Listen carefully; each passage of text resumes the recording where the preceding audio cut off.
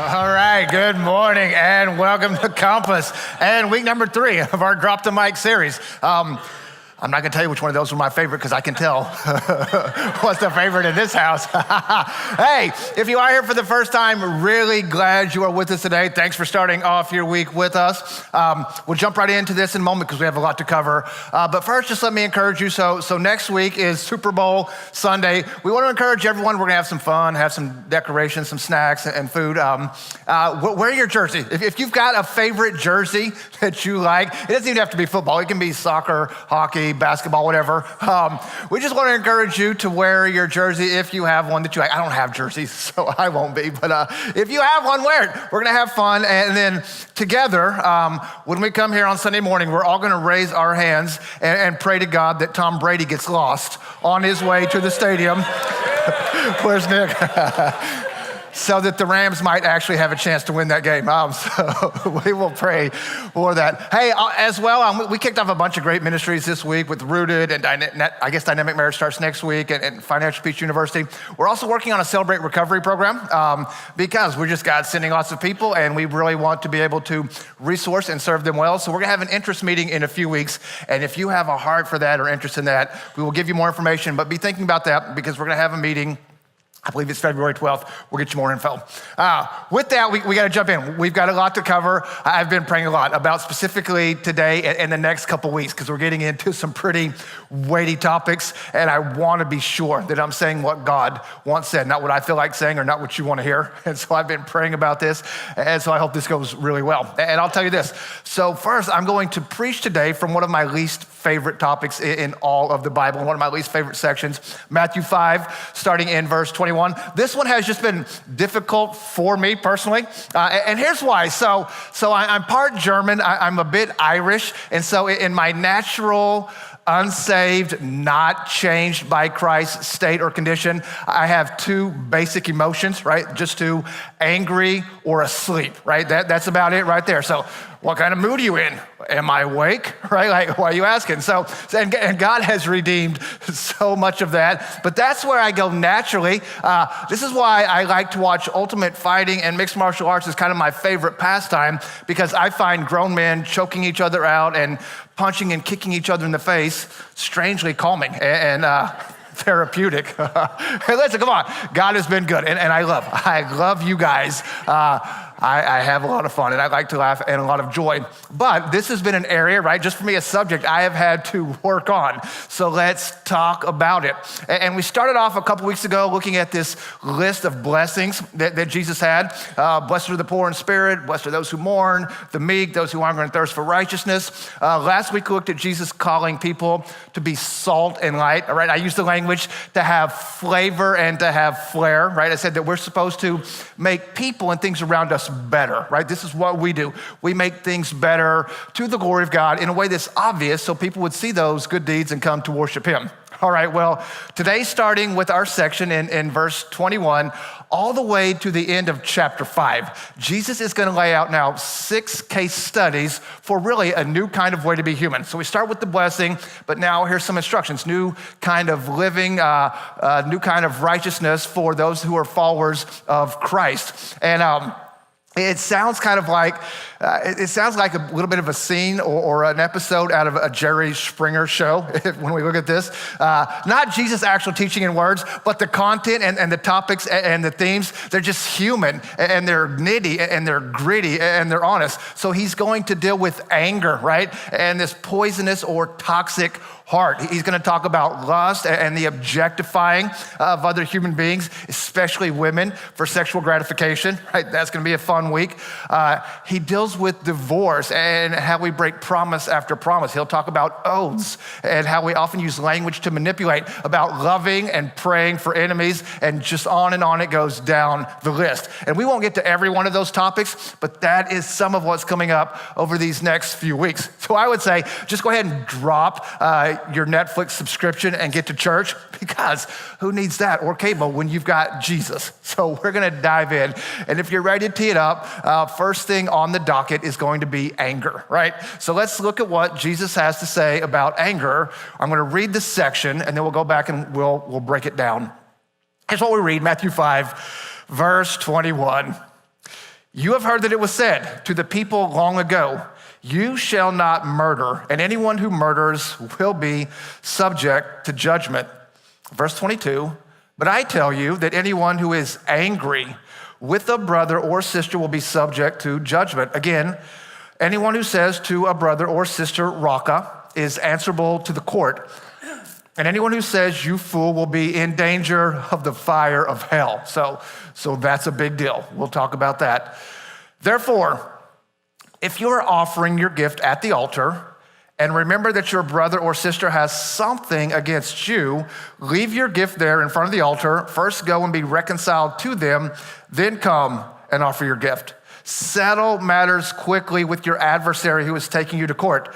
Do it while you're still together on the way, or your adversary may hand you over to the judge, and the judge will hand you over to the officer, and you may be thrown into prison. Truly, I tell you, you will not get out until you have paid the last penny. All right, so I joked up front, right, about personality, but listen, I am, and if you do personality stuff, I'm a high 3 and I'm a high 1 on the Enneagram test. If you don't know the Enneagram, just a personality profile, right, just a theory of personalities test. And so on the Enneagram, I'm idealistic and driven, like visionary, motivator, perfectionist. And the Enneagram identifies kind of the root sin or temptation, if you will as the root motivator or strength for kind of your personality profile, your personality type. And so what it does is it kind of paints a picture of a healthy version of your personality, and it also paints an unhealthy version of your personality. So kind of here's what you would look like if you don't have Christ in your life, and this is potential. It also does this. There for each one of the Enneagram types, it is tied to one of the 7 deadly sins of church history. So kind of here's where you go if you don't keep it in check. And for a type 1, the root sin, or the test I took, the Ready test, it calls it passion. It is anger and resentment, which would make sense, right? As I thought about that, because I'm highly driven, highly perfectionistic, so it means I need things to be perfect for myself, for others, for the world we live in. But listen, because I live on planet Earth, I have a bit of a problem on my hands, right? Because the world is anything but perfect. And Scripture tells us we have all, right, especially me, have all sinned and fallen short of the glory of God. So I kind of have like this deep-seated anger that loves to explode whenever things don't go the way that I want for them to go. And for me, usually the temptation is to have a Hulk moment, right? Just turn green, rage out, and then back to like mild-mannered Bruce Banner. Like that's how I kind of go. And most of you would never know because, again, God has done such a good work in redeeming that. And even if it does happen, usually it's the most hurtful, and if this is your situation, you understand, the most harmful to those closest to me that I really love and care about and want to protect, right? The people that usually bear the brunt of that when it happens isn't the waiter at the restaurant or the Uber driver that takes me home from the airport. Usually it's family and close ones that see those worst moments. And I've come a long ways, right? Probably still have a ways to go. The moment you think you've arrived, then you know you're in trouble. So probably still in process. I get that. But I say that to tell you that as I look at Jesus and his words on anger, and as I'm studying and preparing, I really want to know what he has to say. So I'm like leaning in, I'm all ears, right? Jesus, what is it that you have for us? Because I've been an expert on this subject of anger, and so I find Jesus' words to be incredibly insightful and incredibly helpful. So we're just gonna walk through and talk about what he says. I'll move quickly for time's sake, but I just wanna walk through piece by piece. So the first thing he starts off with is, you have heard it said, you shall not murder. All right, so you know, that is Jesus just straight up quoting the Old Testament in Exodus 20:13, where Moses gives the 10 Commandments. And so that's number 6 out of the 10 Commandments. And it's fairly straightforward, is it not? Like anyone in the room right now confused about or struggling with Jesus' words so far in this section, right? Do not murder people. You're like, nope. Not a problem, right? Like, I've got it. Don't kill people. Like even as a guy that has historically struggled with anger, I look at that and I go, okay, yeah. Like that is totally doable, right? Like that will not be a problem. I will make sure and not murder anyone at all this week or next, right? I got it. Like it's on my list of goals for 2019, right? Got it, Jesus, do not murder. We're good. But listen, that's just dealing with the surface, okay? So we haven't cracked open the egg to see what's on the inside, right? We haven't busted open the piñata to see what it's filled with. That is just dealing with behavior.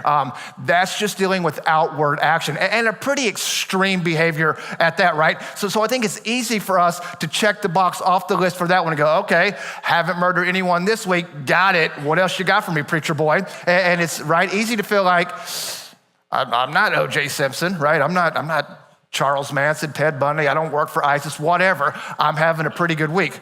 Okay, I hope you are. But watch what Jesus does then, starting in verse 22. But I tell you. Okay, so again, if you're new, this is a little verbal formula that rabbis would use in the first century. So it was, you have heard it said, but I tell you. So this is kind of the popular interpretation of the saying, right? You've heard it said, but here's the right way to read that and understand it. So now I tell you. So Jesus says, you've heard it said, right? Do not murder, but he's gonna press in. Verse 22, but I tell you, that anyone who is angry with his brother or sister will be subject to judgment. Like, and we don't like that word judgment, right? Like especially in our culture. Like, are you judging me? I don't know. Should I be? Right? And here, let me define anger for you, how we want to use it in this context. Here's what we're talking about: a spontaneous feeling that comes over our mind and our body when our will is thwarted, right? And specifically when someone or something keeps what we want to happen from happening. In a 2-year-old, we call that a temper tantrum, right? As adults, we have that too. We just keep it inside a little bit better and don't show it. Sometimes we do, but we tend to mask it better. And lots of things can cause anger, right? So maybe it's an insult. Someone said something cruel or hateful about you that you found out, or that they said it to you. They hurt you instead of encouraging you. It can be pride, right? So you think that you're the center of the universe and sit on a throne, and someone didn't get the memo and don't treat you like you rule and reign over every highway and lane in the metroplex, right? So maybe they didn't let you in or took your whatever at road rage, right? That can create anger. I would say injustice. So you're passionate about and you get angry over people who get oppressed or mistreated or have no voice, right? That's legit. Lots of different things from all sides can create anger. Maybe it's abuse, right? Maybe something was done to you verbally, mentally, physically, and there are certain things that trigger an emotional pain and a response of anger from you. So lots of things. And listen, if you're new to church and to this topic on anger in itself is not necessarily a sin, right? Like there are times when anger is the healthy and emotionally mature response to evil or to injustice or to hurt, right? Like Jesus himself got angry on more than one occasion, and never about something done to him or about himself, always about others, but he does get angry. Paul writes this in Ephesians 4:26. He says, be angry and what? And do not sin. So I would say this. I think there's even this assumption by Jesus, by Paul, that there are times when we are going to get angry. But hear me on this. Even if it's healthy, playing with anger is like playing with fire. Right? Like there's a fine line between anger and sin. And even if it starts healthy, it can turn and burn you really, really quickly. So I want you to recognize that. I want us to be honest about that. But again, Jesus doesn't command you to not get angry. Back in verse 22, he says, I tell you that anyone who is angry with a brother or sister. So again, not commanding you don't ever get angry, because I would argue that would be impossible. And here's why I say that. Because anger is an emotion, not an action. Right? It is an emotion. You and I cannot control our emotions. Manage them, influence them. Listen, choose not to respond to them? Absolutely, for sure, and there's times you shouldn't. But control them? Not really. It's not like the Disney movie, Inside Out, if you saw that one, where you've got little emotional characters running around in your head, and like you can tell anger, if he doesn't knock it off and get it under control, you're taking him out of the control booth and putting him in timeout. So no, you can't. And there are a couple different words in the Greek for anger. Here's one of those words. Here's what it means. One type means the quick flare-up anger. So again, that's just your temper. Someone cuts you off when you're driving. The 3-year-old spills their chocolate milk on the new rug or on the new furniture, right? Maybe your roommate didn't take the trash out again or left a sink full of dishes for like the 10th day in a row. And you're like, seriously, watch where you're going. Or come on, man, really? Whatever it is. The thing happened. You got angry. You got mad. It went for a couple minutes. It went for a few minutes. Then you got over it and it's gone, okay? So that's one type. There's another word for anger in the Greek that would mean this: the deeper kind of anger that you brew over. So you replayed the offense in your mind's eye. You got stuck there. You put it on repeat and you won't move on, right? And even if you wanted to move on, now you can't, because all of a sudden it's become a grudge that you carry around, right? Like, remember the old, for some of us that are old, the Blockbuster slogan, be kind, rewind. Well, now it's just be mad, rewind, right? Be mad, rewind, just keep rewinding it. And listen, both types, both forms of anger really lousy, just the flare up or the one you brew over. But the second one, that one is especially and particularly toxic, okay? And this is the one that Jesus is referring to here. As well. So this word here that he's using, it is a present participle. I know you're like, this isn't language arts, bro. We came for church. Okay, I get that. But you do care about the implications. And that word means remaining angry. It literally means whoever is being, right? Whoever is being angry. Again, we would use the language nursing a grudge. So it's, come on, right? Rewind, repeat, replay. Rewind, repeat, replay. Some of us have done that. And so again, I don't think that Jesus is saying, don't ever get mad. But anyone who's just sitting in it, right? You just stay there, you nurse the grudge, you have dedicated a section of your heart just to that thing. Like it becomes like a pet, right? That you just stoke, right? Like, hey, where are you, little buddy? Come here. I'll hold you. I'll feed you, right? Like Dustin on Stranger Things. Anyone Stranger Things fans? With Dart, right? With Dart, he's like, oh, he's so cute. No, that's a Demogorgon, and it's gonna grow up and eat people and destroy things. Stop nursing that, right? It's gonna go bad. And Jesus is saying, if you do that thing, right? If you just stew in it and you just keep replaying the offense over and over and starting to boil, then you're going to be subject to judgment, right? And receive the same type of judgment as that of a murderer, because it's the same place that starts their action and then wherever you go. Next thing he says, verse 22, the end of verse 22. Anyone who says to his brother or sister, Raka, is answerable to the court, and anyone who says, you fool, will be in danger of the fire of hell. So that word Raka there, it's literally like a 4-letter word in the Aramaic, which is Jesus' native tongue. It's like a quasi-expletive. I used this example the other night. If you saw the latest Avengers, Groot in that movie is kind of a teenager with a bad attitude and apparently a potty mouth. He's like, I am Groot. And they're like, whoa, watch your mouth there, young man. Like, you got a serious pair of acorns on you, whatever, right? That's the idea here, though. It's like strong language. It is offensive. And here's what I know. Unless you went to Bible college, most of you in here are probably not using the word raka, right? Like someone cut you off like, raka you, right? No one here is probably saying that, but don't think again, well, I'm off the hook because I don't ever say raka. This could be like using, idiot, sorry mother, right, dumb, whatever. And Jesus is saying, if you're tossing around those words, right, and you're just flippantly saying that, then you are subject to the court. And the court is like the Sanhedrin, which is like their religious supreme court. So this is a big deal. Then the word fool there, that word comes from the Greek word mora, from which we get our word moron, okay? And the idea is someone who is unintelligent and morally deficient, right? So unintelligent and immoral. And I want you to see this, right? I want you to understand. So in the wisdom literature, the Proverbs often talk about people who act like fools, okay? So in fact, right out the gate, Proverbs chapter 1, verse 7, we read this: the fear of the Lord is the beginning of wisdom, but fools despise wisdom and instruction. And you could go to Proverbs 12, Proverbs 17. There's just several verses there that talks about that. So hear me.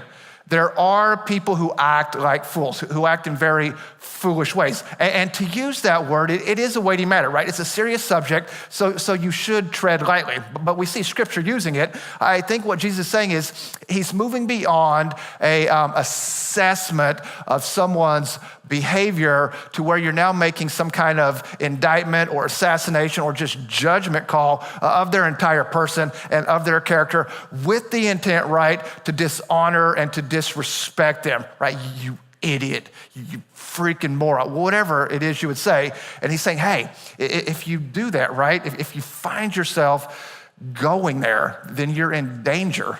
Listen, of the fire of hell. All right, so let's talk about that just real quickly because I want to clarify a bit of what's going on here when he says that. That word that gets translated, listen, that word that's translated hell in the NIV, that's the word Gehenna, okay? Or the word Ginhom if you were to go into the Hebrew. And that is actually a real place in Jesus' day that Jesus' listeners and followers would have been very familiar with. So it is a valley that was on the south side of Jerusalem, Gehenna, okay? In fact, if you were to travel to Israel and go to Jerusalem today for a visit, while you're there, you could go for a walk to that valley and like do a selfie in Gehenna or hell, right? You get that and tag, here I am in hell. So historically, the valley of Ben Hinnom, which is what it's also called, the valley of hell, is a valley on the outside of Jerusalem again, right? And when Jerusalem was at its absolute worst, right? It's just in a really bad season. And by that, they were going through this time where Ben Hinnom, or this valley, was where innocent children were being slaughtered and sacrificed on behalf of false gods and false idols, right? You can read about that in 2 Chronicles 28, and then in Jeremiah 19, Jeremiah says, the prophet on behalf of God, that God is going to bring disaster, right, on this valley of Ben Hinnom because of the horrible, atrocious, wicked, and evil things that are being done there. Okay, so the point being, if you are a first century Jew and you are in the crowd as Jesus is talking, then hell or Gehenna, that's a real place that you do not want to end up. In fact, in Jesus' day, we think this, that it had become this garbage dump where trash and refuse were burned 24/7, right? So that's the language, the fire that never goes out. So this is before waste management and before recycling, okay? So if you had trash, you would just throw it over the top of the wall down into the valley on the side of Jerusalem. And here's why what happened over time, and here's why this matters. That valley became a word picture, right? It became a metaphor for judgment to come, right? Not just now, but later, not just in this age, but in the age to come, right? All these atrocious things that were being done there,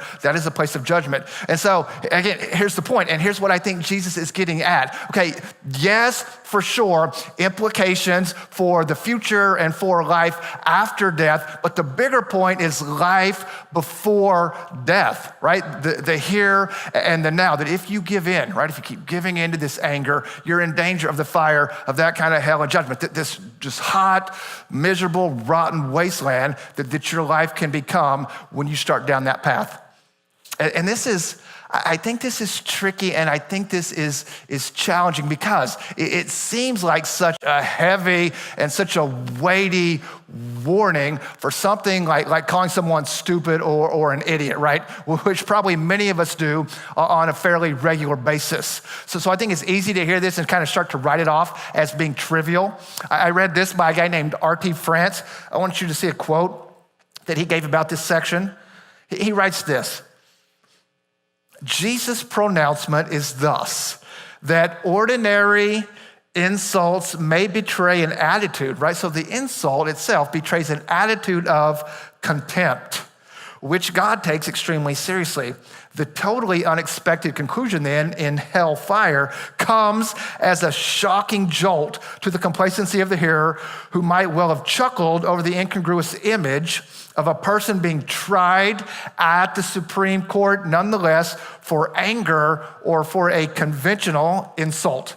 So meaning this, you could hear this teaching and kind of giggle to yourself and be like, oh, come on, Jesus. Like I know, probably not good to call that person that name, but it's not that big a deal. You're like, oh, okay. I know it wasn't nice. I won't do it again this week. Right? And then you're like, whoa, timeout, fire of hell. So like this anger or contempt or response, harsh response, or whatever it is that I'm feeling in my heart, that sometimes it comes out of my mouth, that's a big deal, right? And you take that very, very seriously. And again, I would say, I don't think it's so much about a specific word, right? Or even specific words as much as what's going on in your heart, right? What is the thing driving those words? Which is what Jesus keeps getting at, this entire section of the Sermon on the Mount. What's going on in your heart? So, what do we do? How do we keep anger from taking a hold in our heart in a way that turns to a level of contempt that would lead to verbal abuse, right? Or maybe just harsh words, or maybe violence, or even for us, hell on earth or beyond. So now Jesus is going to give some creative, simple, practical, small things, steps, ways of what we can do to live and reflect and become like him. And then here's what we read, verse 23. He says this, therefore, if you are offering your gift at the altar and there remember that your brother or sister has something against you, right? So maybe you're not even upset, not even creating the issue, but they have got an issue. They have something against you. Leave your gift there in front of the altar. First go and be reconciled to them, then come and offer your gift. Okay, so remember, or if you're new, Jesus is teaching on this hillside along the Sea of Galilee. There is one and only one altar. It is in Jerusalem, okay? So all of Jesus' listeners would have been familiar with that. So in this hypothetical scenario, you've got like a farmer, a peasant, maybe a fisherman that is taking their annual pilgrimage, their trek to Jerusalem, right? Which would be about an 80-ish mile journey by foot, okay? And they've got their goat or whatever it is they're bringing to sacrifice. So they make their journey to Jerusalem, get to the temple. They're waiting in line to get to the altar, right? I picture it's like the DMV, like you're waiting on your turn to get there. Finally get up to the altar, and then the guy's like, oh man, like I've got this issue with my neighbor. He's upset. I parked my goat in front of his mailbox. He didn't get his mail. We have a property dispute. Whatever, man. Oh my goodness.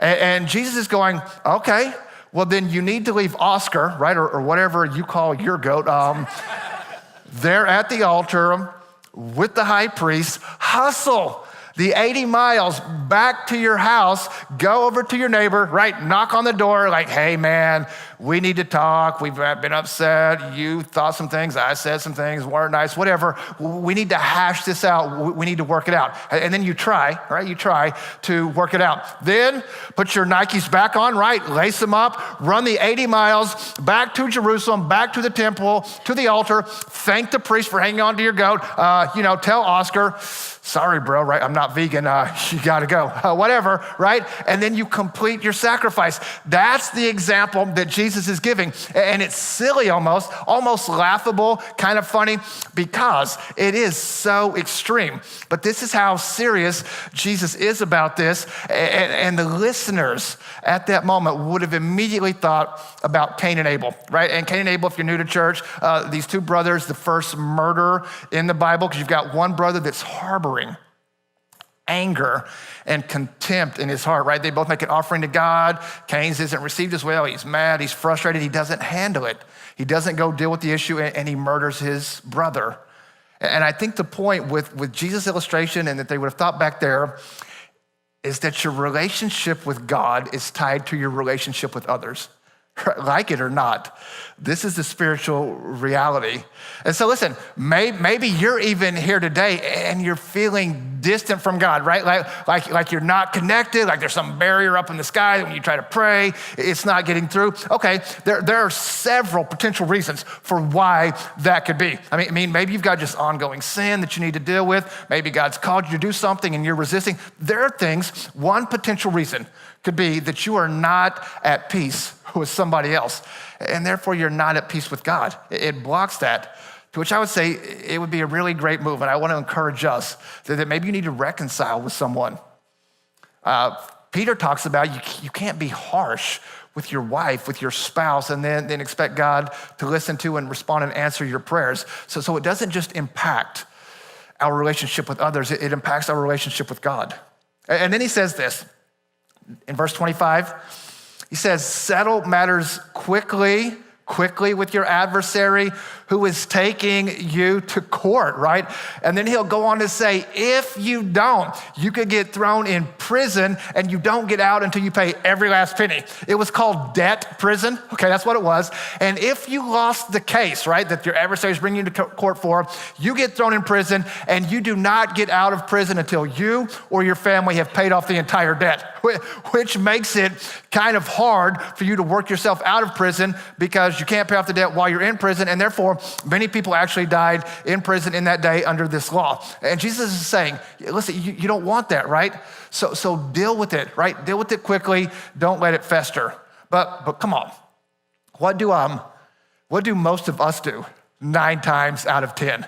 Right, like the exact opposite, right? If you're like me, okay, and maybe I'm the only passive-aggressive person in the room right now. Maybe I'm the only one who's immature. But a lot of times when I have conflict, when I have dispute, I don't want to talk with the person openly and honestly until I absolutely have to, right? Like I will put that off as long as I possibly can. And then what? And then what happens, right? What happens? Does it get better?